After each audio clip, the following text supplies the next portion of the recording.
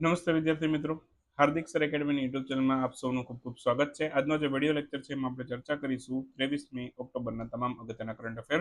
Video શરૂ કરું એ પહેલા સરસ મજાની ઓફર છે. 6 મહિનાના કરંટ અફેરની જે રેગ્યુલર પ્રાઇસ હતી 999 હતી, 31 ઓક્ટોબર સુધી દિવાળીના સમયગાળા સુધી આ કિંમત છે. 6 મહિના માટેની વેલિડિટી વાળા કોર્સમાં બરાબર આપણે 599 રાખી છે. અને આ ઉપરાંત દિવાળી 25ના કૂપનમાં એક્સ્ટ્રા 25% ડિસ્કાઉન્ટ મળશે.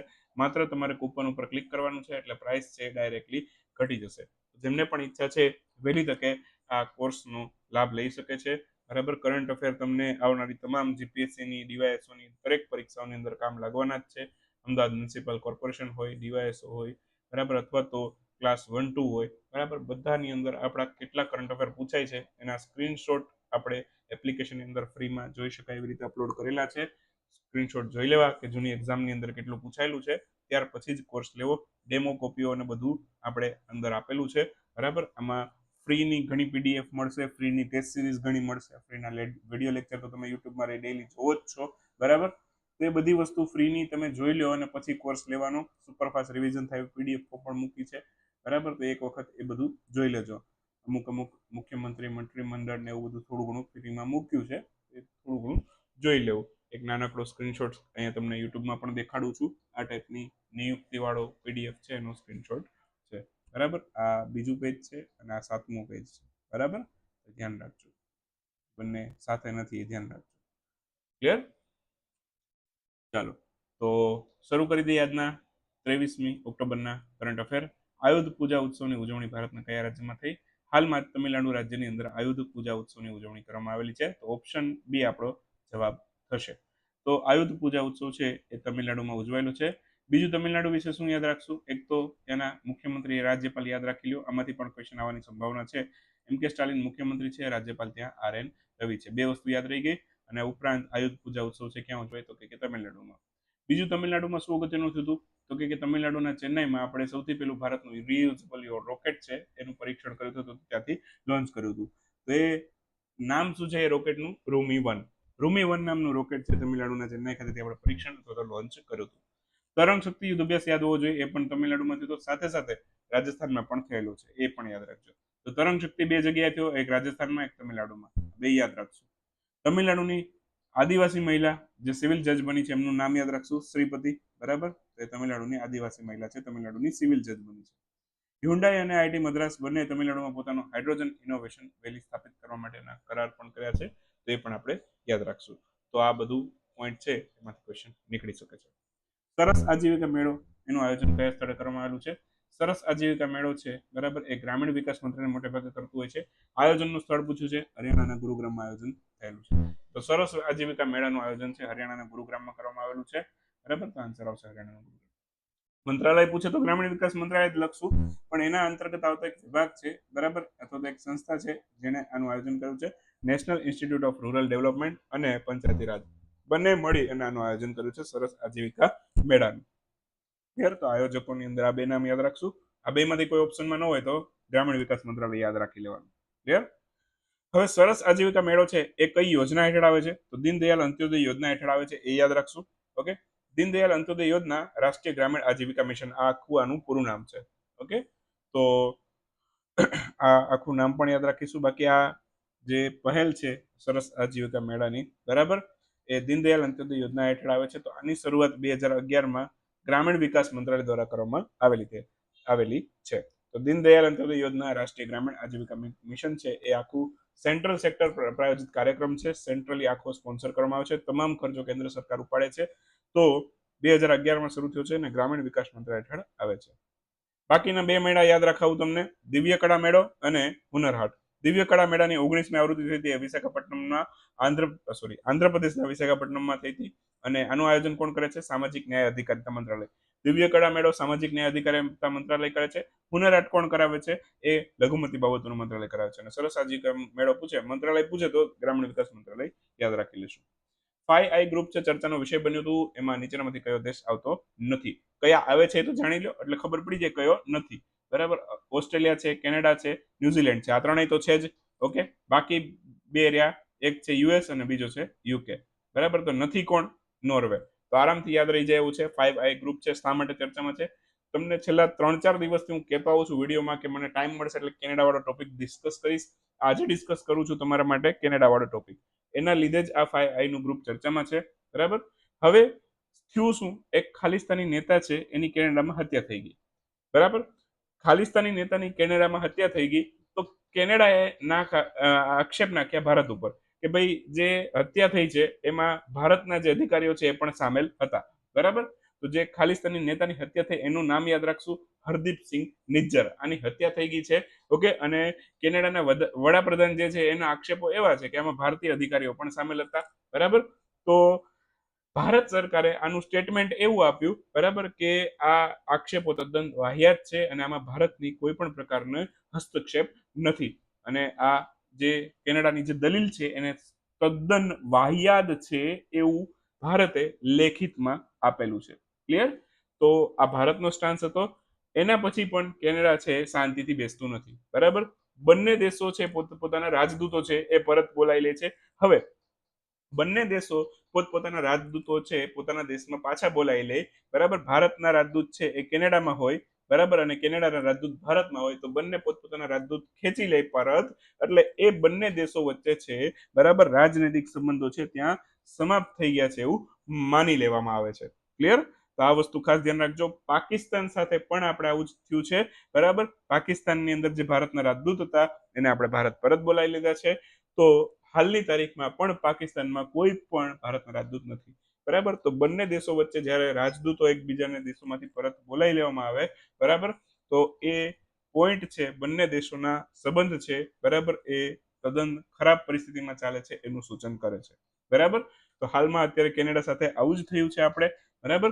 હવે આટલું બધું થયા પછી પણ કેનેડાને શાંતિ નથી થતી. બરાબર. પછી એ શું કરે છે, 5i ગ્રુપ આગળ જાય છે. કેમ કે પોતે ભાઈ 5i નો મેમ્બર છે. બરાબર. તો 5i છે, બરાબર, એટલું બધું એક્ટિવ તો નથી પણ એમાં જાય છે. બરાબર. અને પોતે છે એવો ભારતને આ તપાસમાં સહયોગ આપવા માટેનું સમર્થન કરે, દરેક દેશોને ભારત ઉપર પ્રેશર મૂકવા માટેનું સૂચન કરે છે. બરાબર. તો આવું કાર્ય છે કેનેડા કરે છે. એના લીધે 5i નું ગ્રુપ છે ચર્ચામાં આવી ગયું. અને લગભગ આમાંથી અમુક દેશો છે એને કીધું પણ છે કે ભારત છે તપાસમાં તો સહયોગ કરે. અને એમાં મારા ખ્યાલથી એક હતું અમેરિકા. બરાબર. અમેરિકાએ સ્ટેટમેન્ટ આપી હતી કે ભારત છે તપાસમાં સહયોગ કરે, પણ ભારત છે, બરાબર, આમાં એનો કોઈ હસ્તક્ષેપ નથી. ભારતનો એ જ જવાબ છે. બરાબર. આખું જે થયું છે, આની હત્યા થઈ છે, એમાં ભારતનો કોઈ પણ હસ્તક્ષેપ નથી. તો શા માટે આપણે તપાસ કરાવી? બરાબર. તો એ વસ્તુ ભારતનો સ્ટાન્સ છે એ આપણે યાદ રાખીશું. ક્લિયર થઈ ગયું અહીં સુધી? બાકી ભારત અને કેનેડા વચ્ચે રાજનૈતિક સંબંધો છે ક્યારે શરૂ થયા હતા એ પણ યાદ રાખી લેજો. એ થયા હતા 1947માં, જ્યારે ભારત આઝાદ થયું એ સમયે. 1947માં ભારત અને કેનેડા વચ્ચે છે એ રાજનૈતિક સંબંધો શરૂ થઈ ગયેલા હતા. તો એ પણ આપણે યાદ રાખીશું. ક્લિયર થઈ ગયું અહીં સુધી? બસ એટલી વસ્તુ યાદ રાખવાની છે. આમાંથી ક્વેશ્ચન કેવા કેવા આવી શકે હું તમને કહી દઉં આ ટોપિકમાંથી. હાલમાં ભારત અને કયા દેશ વચ્ચે, બરાબર, રાજનૈતિક સંબંધો બગડ્યા છે અથવા તો એમાં ગંભીર આંચકો આવ્યો છે, એવી રીતના પણ ક્વેશ્ચન પૂછી શકાય. તો એ કેનેડા સાથે બગડ્યા છે. બરાબર.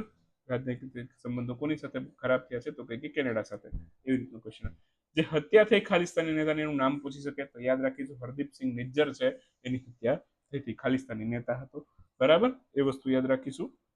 બાકી કયા દેશમાંથી ભારતે પોતાના રાજદૂત પરત બોલાવ્યા છે તો પરત ખેંચ્યા છે? બરાબર. તો એવી રીતનો ક્વેશ્ચન પૂછે તો પણ આન્સર આવશે કેનેડા. બરાબર. 5i ગ્રુપમાંથી ક્વેશ્ચન પૂછી શકે છે કે કયો દેશ 5i નો મેમ્બર છે, કયો દેશ નથી, જે રીતે મેં હમણાં આગળ પૂછ્યું MCQમાં એ રીતે. બંને દેશો વચ્ચે રાજનૈતિક સંબંધો ક્યારે શરૂ થયા એ પૂછી શકે તો 1947માં શરૂ થયા. આ બધા પોઈન્ટ યાદ રાખવા જેવા છે. આમાંથી કોઈ પણ ક્વેશ્ચન છે સ્કીપ કરવા જેવો નથી. કોઈ પણ પરીક્ષાની તૈયારી કરતા હોય, બરાબર, આ બધી જ પરીક્ષા માટે અગત્યનું છે. ક્લિયર? ચાલો. રણથંભોર ટાઈગર રિઝર્વ કયા રાજ્યમાં આવેલું છે? આ રાજસ્થાનની અંદર આવેલું છે. આન્સર આવશે રાજસ્થાન. હાલમાં જ ભારતના રાજસ્થાન રાજ્યની અંદર છે રણથંભોર ટાઈગર રિઝર્વ આવેલો છે. શા માટે આ ચર્ચામાં હતું? તો એક બફર ઝોન હતું રણથંભોર ટાઈગર રિઝર્વની અંદર, જ્યાં ગેરકાયદેસર બાંધકામ થતું હતું, એને અટકાયત કરી છે. એના લીધે આ ચર્ચામાં આવ્યું રણથંભોર ટાઈગર રિઝર્વ, જે રાજસ્થાનની અંદર આવેલું છે. ઓકે. ત્યાં વાઘની વસ્તી 2023 પ્રમાણે કેટલી છે? તો કે 71. જે સૌથી વધારે વાઘની વસ્તી ધરાવતું રાજ્ય છે એ કયું છે? તો કે મધ્યપ્રદેશ છે. બરાબર. ટોટલ લગભગ 793 જેટલા ત્યાં વાઘ આવેલા છે. બરાબર. મધ્યપ્રદેશ રાજ્યની અંદર. ઓકે. બીજા ક્રમે લગભગ કર્ણાટક હતું. ઓકે, પણ શ્યોર નથી, તમે વેરીફાઈ કરી લેજો. પહેલો ક્રમ મધ્યપ્રદેશનો છે, સૌથી વધારે વાઘની વસ્તી ધરાવતા રાજ્યમાં. અહીં સુધી ક્લિયર હોવું જોઈએ બધાને. ઓકે, બાકી વાત કરું તો રાજસ્થાનના જેટલા પણ ટાઈગર રિઝર્વ છે એ યાદ રાખી લો. રણથંભોર ટાઈગર રિઝર્વ છે, સરિસ્કા ટાઈગર રિઝર્વ છે, મુકુંદરા હિલ ટાઈગર રિઝર્વ છે, રામગઢ વિસ્તારી છે, અને ધોલોપુર કરૌલી ટાઈગર રિઝર્વ છે. આ 55મો ટાઈગર રિઝર્વ હતો ભારતનો, ધોલોપુર કરૌલી. બરાબર, 2023માં જ લગભગ આ ટાઈગર રિઝર્વ બનેલો છે. બરાબર, અને ભારતની અંદર ટોટલ ટાઈગર રિઝર્વની સંખ્યા પૂછે તો એનટીસીએની વેબસાઇટ પ્રમાણે જ, નેશનલ ટાઈગર કન્ઝર્વેટર ઓથોરિટીની વેબસાઇટ પ્રમાણે જ ભારતની અંદર 55 ટાઈગર રિઝર્વ આવેલા છે. એ ખાસ યાદ રાખશું. વિશ્વ વાઘ દિવસ યાદ રાખી લો, 29 જુલાઈ વિશ્વ વાઘ દિવસ આપણે ઉજવીએ છીએ. તો બસ આ બધા પોઈન્ટ છે જે યાદ રાખવાના થશે તમારે. બાકી બીજું કઈ આમાંથી અગત્યનું કહેવાનું. સ્વદેશી સમુદાયો વચ્ચે એકતાને પ્રોત્સાહન આપવાના હેતુથી મેરા હૌછોંગબા ઉત્સવ છે કયા રાજ્યમાં ઉજવાયેલો છે? આ મેરા હૌછોંગબા ઉત્સવ છે મણિપુરમાં ઉજવાયેલો છે. તો ઓપ્શન એ આપણો આન્સર થશે. હાલમાં જ મેરા હૌછોંગમાં ઉત્સવ છે આ મણિપુર રાજ્યની અંદર ઉજવાયેલો છે. બરાબર, અને સ્વદેશી સમુદાયો વચ્ચે એકતાને પ્રોત્સાહન આપવા માટેના હેતુથી આ ઉત્સવની ઉજવણી કરવામાં આવી હતી મણિપુર રાજ્યમાં. મણિપુર રાજ્ય વિશે બીજા અગત્યના મુદ્દા કહું તો સૌથી પહેલા વ્યક્તિ મણિપુરના કે જે સુપ્રીમ કોર્ટમાં જજ બન્યા, એમનું નામ શું? તો કે એમનું નામ છે એન કોટેશ્વર સિંહ.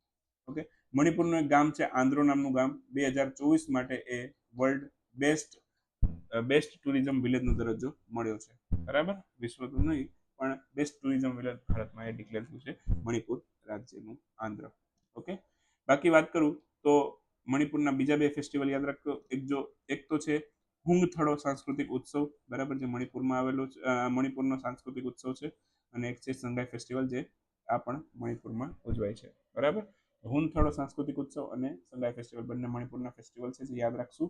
બાકી મણિપુરના રાજ્યપાલ, એમણે પ્રાકૃતિક ખેતી ઉપર આંતરરાષ્ટ્રીય સંમેલનનું ઉદઘાટન કર્યું હતું મણિપુરમાં. અને મણિપુરના રાજ્યપાલને યાદ રાખીશું, લક્ષ્મણ આચાર્ય મણિપુરના રાજ્યપાલ છે. એન બિરેન સિંહ ત્યાંના મુખ્યમંત્રી છે. હાલમાં જ કયા રાજ્યના મુખ્યમંત્રીએ રાજ્યની તમામ રહેણાંક શાળાઓ, જેને અંગ્રેજીમાં કહીએ તો રેસિડેન્શિયલ સ્કૂલ, એનું નામ બદલીને મહર્ષિ વાલ્મીકી નિવાસી શાળાઓ રાખવાની જાહેરાત કરી છે. મહર્ષિ વાલ્મીકી નિવાસી શાળા યાદ રાખો તો મહર્ષિ વાલ્મીકી રેસિડેન્શિયલ સ્કૂલ યાદ રાખો. બરાબર, આન્સર આવશે Karnataka. Option C option C આપણો જવાબ છે. કર્ણાટક રાજ્યની અંદર છે હાલમાં તમામ રહેણાંક શાળાઓનું નામ બદલી મહર્ષિ વાલ્મીકી રેસિડેન્શિયલ સ્કૂલ કરવામાં આવ્યું છે. આ ઉપરાંત કર્ણાટક રાજ્ય છે, બરાબર, એ રાયચુર યુનિવર્સિટીનું નામ બદલીને પણ મહર્ષિ વાલ્મીકી યુનિવર્સિટી કરશે. વાલ્મીકી આપણા પ્રાચીન ઋષિઓમાંથી એક છે. ઓકે, અને એમને સન્માન આપવા માટે કર્ણાટકે આ નામ બદલ્યા છે, એમના નામ ઉપરથી નામ આપ્યા છે. કર્ણાટકના 2-3 અગત્યના મુદ્દા કહું તો એક ઉર્જા દક્ષતા બ્યુરો, જેને કહેવાય bureau of energy efficiency. Okay, તો એનો એક રિપોર્ટ હતો. એના રિપોર્ટ પ્રમાણે સૌથી વધારે ચાર્જિંગ સ્ટેશન કયા રાજ્યમાં છે? તો કે કર્ણાટકમાં છે. ઓકે, બાકી દક્ષિણ ભારતીય આદિવાસી જ્ઞાન કેન્દ્ર, એનું લોન્ચિંગ પણ કર્ણાટક ખાતેથી થયેલું હતું. નાડા હબ્બા નામનો 10 દિવસનો દશેરા મહોત્સવ પણ કર્ણાટકના મૈસૂરમાં ઉજવાયેલો હતો. નિપુણ પહેલ કર્ણાટકની છે. કર્ણાટકના મુખ્યમંત્રી યાદ રાખીશું સિદ્ધારમૈયા, અને તેના રાજ્યપાલને યાદ રાખીશું થાવરચંદ ગેહલોત. આ બધા પોઈન્ટ અગત્યના છે. ગ્લોબલ ડિગ્નિટી ડે, આની ઉજવણી ક્યારે થઈ? ગ્લોબલ ડિગ્નિટી ડે છે આ 16 ઓક્ટોબરે ઉજવાય છે. દર વખતે આનો દિવસ ફિક્સ નહીં હોતો. દર વખતે ક્યારે આવે છે? ઓક્ટોબર મહિનાનો જ્યારે ત્રીજો બુધવાર આવે ત્યારે આ દિવસની ઉજવણી કરવામાં આવે છે. ગ્લોબલ ડિગ્નિટી ડે, જેને વિશ્વ ગૌરવ દિવસ પણ કહેવાય, આ વર્ષે 16 ઓક્ટોબરે ત્રીજો ગુરુવાર આવ્યો, એટલે 16 ઓક્ટોબરે સૌથી પહેલી વખત 2008માં ઉજવેલો. વર્લ્ડ સ્નો લેપર્ડ ડે ની ઉજવણી ક્યારે થઈ? આ સ્નો લેપર્ડ ડે આજે 23 ઓક્ટોબરે હોય છે. World snow leopard day 23 October 2024 ના રોજ ઉજવેલો. સૌથી પહેલી વખત 2014માં ઉજવ્યો. સ્નો લેપર્ડ ક્યાં જોવા મળે? ભારતના ઉત્તરાખંડ રાજ્યની અંદર જોવા મળે. અને ઉત્તરાખંડ રાજ્યની સરકાર છે અને સ્નો લેપર્ડના સંરક્ષણ માટે સંરક્ષણ કેન્દ્ર પણ બનાવેલા છે. ક્લિયર? તો આ પોઈન્ટ યાદ રાખજો. ઓકે, એના પછી થોડાક અગત્યના એક વાક્યના પ્રશ્નો અથવા તો વન પ્રશ્નો જોઈ લઈએ આપણે. સૌથી પહેલો ક્વેશ્ચન છે, હાલમાં ચર્ચામાં રહેલ સંગ્રામસિંહ એ કઈ રમત સાથે સંકળાયેલા હતા? તો સંગ્રામસિંહની વાત આવી છે તો સંગ્રામસિંહ છે એ માર્શલ આર્ટની રમત સાથે સંકળાયેલા છે. બરાબર, તો હાલમાં જ એમણે એક રેકોર્ડ બનાવ્યો છે, એના લીધે ચર્ચામાં હતા, અને એ હરિયાણા રાજ્યના ખેલાડી છે. ચર્ચામાં રહેલ મૈત્રી પહેલનું પૂરું નામ જણાવો. 2025માં આ મૈત્રી પહેલ છે સૌથી પહેલી વખત યોજાશે, મૈત્રી સમિટ.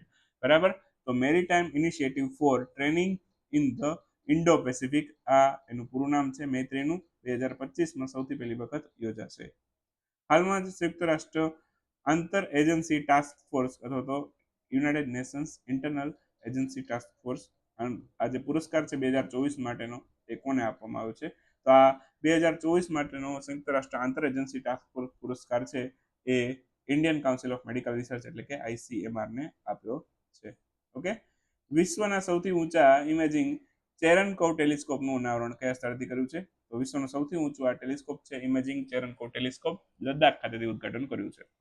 આંતરરાષ્ટ્રીય ઉર્જા એજન્સી દ્વારા ક્લીન એનર્જી માટે ભારતના કયા આઈટી સાથે સમજૂતી કરાર કરવામાં આવ્યા છે? ઇન્ટરનેશનલ એનર્જી એજન્સીએ ભારતના આઈટી મદ્રાસ સાથે કરાર કરેલા છે.